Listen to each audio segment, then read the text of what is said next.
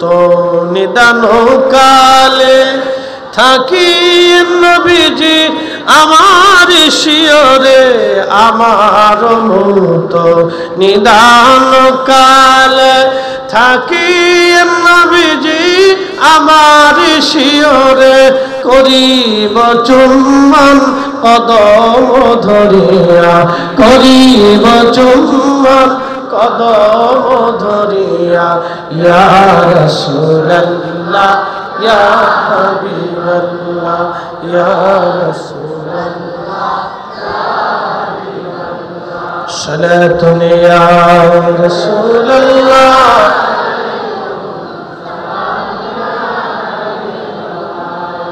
আহা সালাতুন ইয়া সালামুন ইয়া হাবিবাল্লাহ। হযরত ইবনে আব্বাস ঘুম ভেঙে গেল তিনার। ঘুম থেকে উঠার পরে পাগলের মতো দৌড়াইছেন মক্কার অলিগলি দিয়া। মক্কাবাসী শুনছো আমাদের হুসাইন আর দুনিয়াতে নাই। মক্কাবাসী বলল, ওহে মুফাসসির, রাসূলের বংশ, নবীজির ভাই, কি করে আপনি জানেন আপনার হুসাইন কারবালায় শহীদ? বলে আমি হেরেমে ঘুমিয়েছিলাম হেলান দিয়ে, কাবার সাথে হেলান দিয়ে ঘুমাইছিলাম। স্বপ্নে আল্লাহর নবীকে দেখলাম, রহমতের নবী, হাত মোবারকের মধ্যে রক্ত, আল্লাহর নবীর পবিত্র জুব্বা মোবারকে ধুলাবালি লাগানো, চুল দাড়ি মোবারক এলোমেলো। কেঁদে কেঁদে নবী দৌড়ায় আসতেছে। জিজ্ঞেস করলাম, ইয়া রাসূলুল্লাহ হালত এমন কেন? নবীজি শাহাদাতের কথা বললেন, কারবালায় হুসাইন শহীদ। আল্লাহর নবী শাহাদাতের সময় তার পাশে ছিলেন, তার রক্ত এবং সাথীদের রক্তগুলি নিয়ে রাহমাতুল লিল আলামিন আল্লাহর আদালতে যাইতেছে।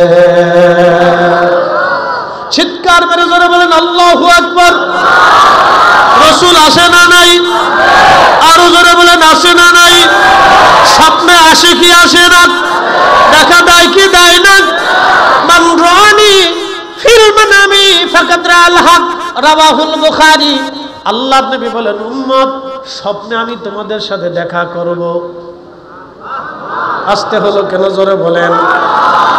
আপনি কি গ্যারান্টি দিতে পারবেন আপনি স্বপ্নে দেখা দিবেন? পারবেন কি? আমি কি গ্যারান্টি দিতে পারবো ভাইরা আপনি আমার ওয়াজ শুনেন আপনার সাথে স্বপ্নে দেখা দেবানি? আমি কি কখনো বলতে পারবো ভাই আমার মাহফিল নিতে আইছেন, আপনি মাহফিল আজকে নেওয়া লাগবে না, বাড়ি চলে যান, কালকে রাত্রে স্বপ্নে আপনার সাথে মাহফিলের বিষয় ডিল করব? আমার হবে না, আপনার হবে না। কিন্তু আল্লাহর নবী বললেন, উম্মত, কিয়ামত পর্যন্ত স্বপ্নে তোমাদের সাথে দেখা দেব। একসাথে বলবেন না আল্লাহু আকবার। বলেন না ইয়া রাসূলুল্লাহ। কিয়ামত পর্যন্ত নবীজি উম্মতের সাথে উম্মতের সাথে দেখা দেবেন। আল্লাহর নবী বলেন, উম্মত আর শুনে যাও, স্বপ্নে যদি আসি তাহলে বুঝবো আমি নবী নিজে আসছি। স্বপ্নে যদি আসি তাহলে বুঝবো আমি নবী নিজে আসছি। আমি নবী নিজে আসি, স্বপ্নে আমি নবী আসি, ছবি আসি না। নবী নিজে আসে, ছবি আসে না। একবার জোরে বলা যাবে কে মারহাবা? বলেন স্বপ্নে নবী দেখার আশা আছে না নাই? না, হাত উঁচু করে বলেন আসে না নাই? তাহলে স্বপ্নে যদি নবী দেখতে চান, সুদ খাওয়া লাগবে, হারাম খাওয়া লাগবে, ঘুষ খাওয়া লাগবে, অন্যের জমি করা লাগবে, টাকা মেরে দেওয়া লাগবে, অন্যের সম্পদ মারা লাগবে। স্বপ্নে যদি নবী দেখতে চান, 1 নম্বরে হালাল খাবার, 2 নম্বর বেশি বেশি দুরূদ শরীফ পড়ে রাত্রিবেলা যদি ঘুমান, মরণের আগে একদিন আল্লাহর নবীর সাথে আপনার জিয়ারত নসিব হয়ে যাবে। তাহলে নবী আসে না ছবি আসে? জোরে বলেন। যদি নবী এসেই থাকে তাহলে নবী আসে না নাই? আসতে হলো না, জোরে বলেন আসে না নাই? এখন যারা বলে নবী নাই, ওর ঈমান নাই, কথা বল দেখেন। যারা বলে নবী নাই, ওর ঈমান নাই, এই জন্য ওরা ইয়াজিদি, আমরা হুসাইনি, কথা বল না কেন?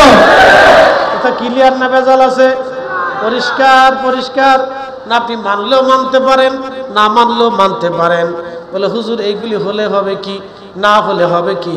তাহলে আপনি যদি বলেন বাপের বেটা যদি হয়ে থাকেন, তাহলে আপনি বলেন ইয়াজিদের সৈন্যদেরকে জান্নাত দিতে পারেন এমন সার্টিফিকেট দিয়ে যান। পৃথিবীর কোন আলেম কোন বাপের বেটা কি আছে কিয়ামত পর্যন্ত জন্ম হয়ে বলবে আমি ইয়াজিদের সৈন্যদেরকে জান্নাতের সার্টিফিকেট দিলাম? পারবে? একসাথে বলেন পারবে? হ্যাঁ, এটাই বুঝে যাবে। তো তারা তো নামাজ পড়লো, তারা নামাজ থেকে জান্নাতে নাই, তারা রোজা রাখলো, তার রোজা থেকে জান্নাতে নাই। আরো আশ্চর্য হয়ে শুনে যাবেন, ভালো কথা। হযরত আলী রাদিয়াল্লাহু আনহু যখন শহীদ হলেন, তাকে শহীদ করলেন আব্দুর রহমান মুলজিম খারিজি। তার মাথার মধ্যে ফরিদি সাহেবের মতো সুন্দর পাগড়ি বাঁধা থাকতো, তার কপালের মধ্যে সেজদার চিহ্ন ছিল, তার লম্বা লম্বা দাড়ি ছিল, সুন্দর জুব্বা এবং আল খেল্লা পরে থাকতো। ওই জুব্বা পাগড়ি পরিহিত অবস্থায় হযরত আলী রাদিয়াল্লাহু আনহুকে ছুরিদাঘাত করলেন, শহীদ করে ফেললেন। সাহাবীরা তাকে ধরে নিয়ে গেলেন, তাকে হত্যা করা হবে। কতল বিল কতল, হত্যার বদলে হত্যা। আমাদের বাংলাদেশে ওই আসিয়াকে ধর্ষণ করে মেরে ফেলে দিল। আজও পর্যন্ত আসিয়ার বিচারের কোনো ফায়সালা আমরা শুনলাম না। আসিয়াকে যারা হত্যা করলো আজও পর্যন্ত আমরা তার ফাঁসি দেখি নাই। কথা বল না কেন? আসতে হয় কেন? জোরে বলেন। শুধু আসিয়া না, আসিয়ার মতো বাংলাদেশে হাজার হাজার আসিয়া দর্শিতার শিকার হয়ে আহা মারা গেল। কত মায়ের বুক খালি হলো, কত ভাইয়ের কলিজা কলিজা সারা হয়ে গেল, কত স্বামী তার স্ত্রী হারাইল, কত জন আসিয়ার মতো কত মেয়ের জীবন চলে গেল ধর্ষণের শিকার হয়ে। আজকেও একটা ভিডিওর মধ্যে দেখলাম ব্রাহ্মণবাড়িয়ার সরাইলে একটা ছোট্ট বড় মেয়েটাকে ধর্ষণ করে হত্যা করা হয়েছে। এইরকম হাজার হাজার কত আসিয়ার মতো আসিয়ার হত্যা হয়ে গেল, কিন্তু আজ পর্যন্ত আমরা দেখলাম না কাউকে ফাঁসি দেওয়া হয়। কিন্তু আল্লাহর আইন ছিল কতল বিল কতল, তুমি যদি হত্যা করো তোমাকে হত্যা করা হবে। আল্লাহর আইনে যদি কতল বিল কতল এই জমিনে চালু থাকতো, আল্লাহর কসম করে বলি এদেশে হত্যাযজ্ঞ বন্ধ হয়ে যাইতো। কথা বল না কেন? কিন্তু নাই নাই নাই নাই। হযরত আলী রাদিয়াল্লাহু আনহুকে যিনি হত্যা করলেন, আব্দুর রহমান মুলজিম খারিজি, সাহাবীরা তাকে হত্যা করবে। কতল বিল কতল, হত্যার বদলতে হত্যা, ফাঁসি, হত্যার বদলতে হত্যা। এই আইন যদি চালু থাকতো বাংলাদেশে মার্ডার হইতো না, পুলিশে গুলি করতে পারতো না, পুলিশ সেনাবাহিনী গুলি করতে পারতো না, কেউ লাঠি সোঁটা নিয়ে আর একজনকে হত্যা করতে পারতো না, নারী ধর্ষণ করে নারী হত্যা করতে পারতো না। কথা কন না কেন? বাঙালি তারের মতো সোজা হয়ে যাইতো, তারের মতো সোজা হয়ে যাইতো। বিচার কয়টা? আদালতের বারান্দায় দৌড়াইতে দৌড়াইতে যান শেষ, উকিলের চেম্বারে চেম্বারে ঘুরতে ঘুরতে যান শেষ, ডেট পরিবর্তন হতে হতে জীবন শেষ। এদেশে যার টাকা আছে তার বিচারে শহীদের কারবালার ময়দানে জীবন দিয়েছিলেন। কথা বলেন ঠিক কিনা? প্রিয় উপস্থিতি, মনোযোগ দিয়ে কথা শুনবেন। যখন আব্দুর রহমান মুলজিম খারিজিকে সাহাবায়ে কেরাম হত্যা করবে, সর্বপ্রথম তার হাত কাটা হলো। যেহেতু একজন প্রতিষ্ঠিত খলিফাকে সে হত্যা করেছে, তাও কোন খলিফা? আল্লাহর নবী বলেছেন ফালাইকুম বিসুন্নতি, তোমরা আমার সুন্নত মানবা, ওয়া সুন্নাতিল খুলাফায়ে রাশিদিন আল মাহাদিন, আমার সুন্নত মানার পরে আমার খুলাফায়ে রাশিদিনের সুন্নত মানবা। একবার জোরে বলা যাবে কি মারহাবা?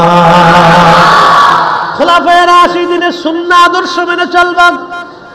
খুলাফায়ে রাশিদিনের তিন সাহাবী খলিফা, হযরত ওমর, হযরত আলী, হযরত উসমান রিদওয়ানুল্লাহি তাআলা আলাইহিম আজমাইন, এই তিন খলিফা তারাবির নামাজ চালু করেছিলেন 20 রাকাত, বেতরের নামাজ চালু করেছিলেন 3 রাকাত।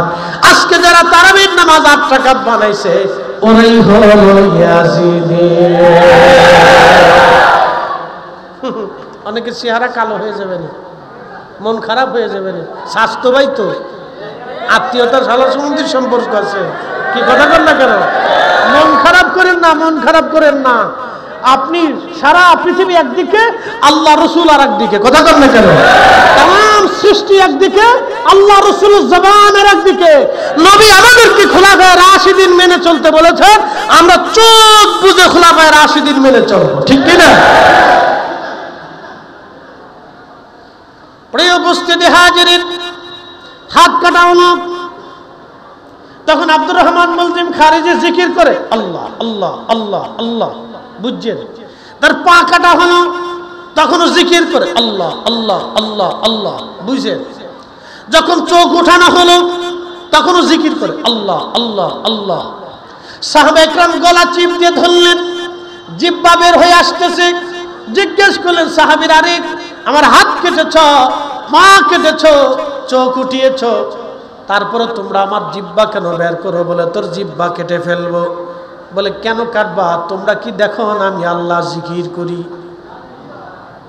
কি ব্যাপার? বুঝে যান।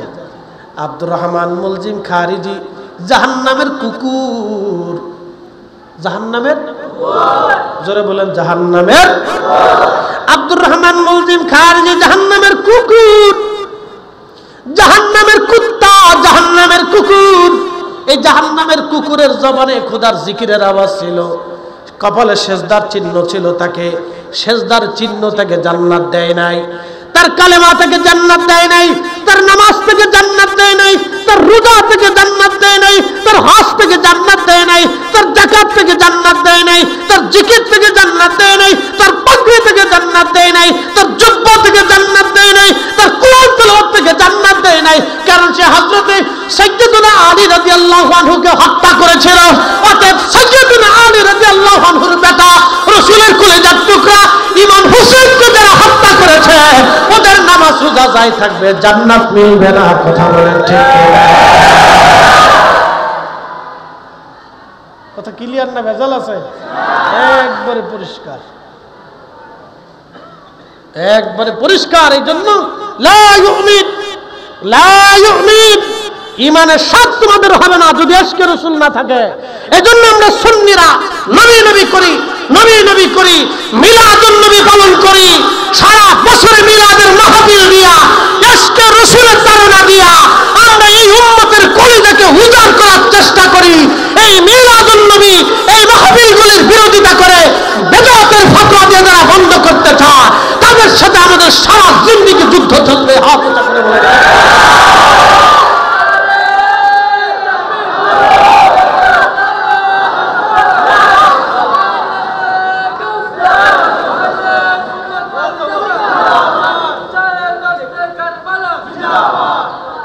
কষ্ট হচ্ছে আপনাদের? বুঝে যাওয়াটা জরুরি।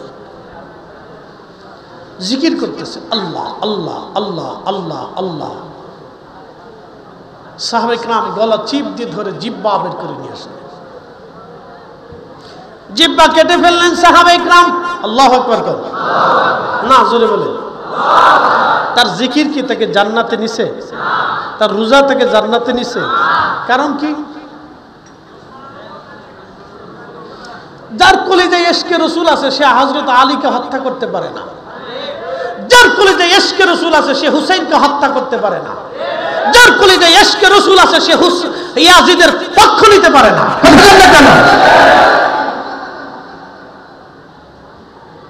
প্রিয় উপস্থিতি, আল্লাহ আমাদেরকে সঠিক সমঝ দান করুন। সকলে বলেন আমিন। প্রিয় ভাই আমার, খুব মনোযোগ দিবেন। অনেক লম্বা ওয়াজ আমি সংক্ষিপ্ততার মধ্যে নিয়ে আসছি, যেহেতু আমাকে মূল সাবজেক্ট দিয়েছেন। প্রিয় বন্ধু, এই জন্য আল্লামা ডক্টর ইকবাল সমস্ত প্রশ্নের জবাব দুইটা শেরের মাধ্যমে, দুইটা লাইনের মাধ্যমে দিয়েছেন। মগজ কোরা রুহে ইমা জানে দিন, হাসতে হবে রহমাতুল লিল আলামিন, হাসতে হবে রহমাতুল লিল আলামিন। কাজী নজরুল, কাজী নজরুল বাংলা ভাষায় আল্লামা ডক্টর ইকবাল রহিমাহুল্লাহ সেই কথাগুলি বাংলা ভাষায় ছন্দের আকারে তিনি লিখে দিয়ে গেছেন। আল্লাহকে যে পাইতে চায় হযরতকে ভালোবেসে। আরশ কুরসি লৌহ কলম না চাহিতেই পেয়েছে সে। সালাতুন ইয়া রাসূলুল্লাহ আলাইকুম সালামুন ইয়া হাবিবাল্লাহ। আহা সালাতুন ইয়া রাসূলুল্লাহ আলাইকুম সালামুন ইয়া হাবিবাল্লাহ। হ্যাঁ মাইকের বরাবর বাইরে আওয়াজ ডিস্টার্ব করতে। ও আচ্ছা, প্রিয় উপস্থিতি, খুব মনোযোগের সাথে কথাগুলি শুনবেন। প্রিয় ভাই আমার, হযরত ইমাম হুসাইন রাদিয়াল্লাহু আনহুর পবিত্র মস্তক নিয়ে যাওয়া হলো উবাইদুল্লাহ ইবনে জিয়াদের কাছে গভর্নর হাউস কুফাতে। নিয়ে যাওয়ার পরে উবাইদুল্লাহ ইবনে জিয়াদ পবিত্র মাথা মোবারক নিয়ে মসজিদের মধ্যে গেল। এই যে মসজিদ, আচ্ছা বলেন তো, এই মসজিদে যদি ইমাম হুসাইন রাদিয়াল্লাহু আনহুর পবিত্র জুব্বা মোবারক আনা হয়, আপনারা কি ঘরে বসে থাকবেন? হ্যাঁ, আল্লাহু আকবার। চট্টগ্রামের সিলেটের মানুষ বসে থাকতেন এটা আমি জানি, বাদ বাকি অন্য কোন বিভাগের মানুষ শুয়ে থাকবে না বসে থাকবে এটার কোনো গ্যারান্টি নেই। কারণ এই বাংলাদেশে এখন বহু উত্তরে দক্ষিণে বহু অঞ্চলে বহু মসজিদে আজকের রাত্রে মসজিদ তালা মারা আছে। আশুরার 10 তারিখে মসজিদ যদি তালা মারা হয়, তাহলে আওলাদের রাসূলের জুব্বা আনার পরে তারা যে ঘর থেকে বের হয়ে আসবে তার গ্যারান্টি কি? কিসের গ্যারান্টি? কি কথা কর না কেন? না বুঝেন না? হ্যাঁ বুঝে যাবে। আমার প্রিয় মুর্শিদ একটা শের গাইতেন, যার কারণে জগত সৃজন রে দেখো চন্দ্র সূর্য তারা শূন্য ভরে। আর হুজুর কেবলা মাঝে মধ্যে একটা শের আমাদেরকে শোনাইতেন, যার কারণে জগত সৃজন রে দেখো চন্দ্র সূর্য তারা শূন্য ভরে। আসে অচল চলে ধরা ধরে নবী পদবিনে ভাব সবই মিশে। যার কারণে পৃথিবী সৃজন হলো, যার কারণে সূর্য আলো পেল, যার কারণে চাঁদ আলো পেল, যার কারণে নক্ষত্র হলো, যার কারণে বৃষ্টি হলো, যার কারণে সাগর প্রবাহিত হলো, যার কারণে কর্ণফুলী নদী হলো, যার কারণে বাংলাভূমি হলো, যার কারণে পৃথিবী হলো। আমার হুজুর বলতেছেন, দেখো আকাশে চন্দ্র সূর্য শূন্যে ঘুরে বেড়ায়।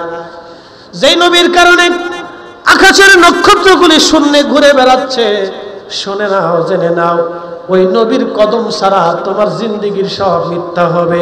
ডক্টরের ডিগ্রি মিথ্যা হবে, এই প্রিন্সিপালগিরি মিথ্যা হবে, মুহাদ্দিসগিরি মিথ্যা হবে, তোমার মুফতিগিরি মিথ্যা হবে, বক্তাগিরি মিথ্যা হবে, সভাপতিগিরি মিথ্যা হবে, প্রধানমন্ত্রীর জীবন মিথ্যা হবে, রাষ্ট্রপতির জীবন মিথ্যা হবে, প্রধান সেনাপতির জীবন মিথ্যা হবে, পুলিশ প্রশাসন সেনাবাহিনী আর আপনি ব্যবসা বাণিজ্য যাই করেন, পৃথিবীর সমস্ত ধনরাজির মালিক যদি হন, আপনার জীবনে কোনো সার্থকতা নাই। জীবনের সার্থকতা একটাই, আল্লাহর নবীর কদম মোবারক, আমার নবীর গোলামির মধ্যে সব সার্থকতা। কথা কয়, নবীর গোলামি নাই জীবনে কিছু নাই। শেষ এক কথা, প্রিয় নবীর গোলামি নাই জীবনে কিছুই নাই। নবীর গোলামি আছে জীবনে সব আছে। হাজিরিন শুনে যান, হযরত ইমাম হুসাইন রাদিয়াল্লাহু আনহুর পবিত্র মস্তক মোবারক মসজিদে নিয়ে যাওয়া হলো। মিম্বরে বসে আছে উবাইদুল্লাহ ইবনে জিয়াদ। উবাইদুল্লাহ ইবনে জিয়াদ, জিয়াদ ছিল যার সন্তান। জিয়াদের বাবার কোনো পরিচয় ছিল না, জিয়াদের বাবার কোনো পরিচয় ছিল না। যার সন্তানের বাচ্চা সন্তান ছিল উবাইদুল্লাহ, তার নাম ছিল উবাইদুল্লাহ ইবনে জিয়াদ। শুনে যান, এই উবাইদুল্লাহ ইবনে জিয়াদ মসজিদের মিম্বরে বসলো। ইমাম ইবনে কাসির আল বেদার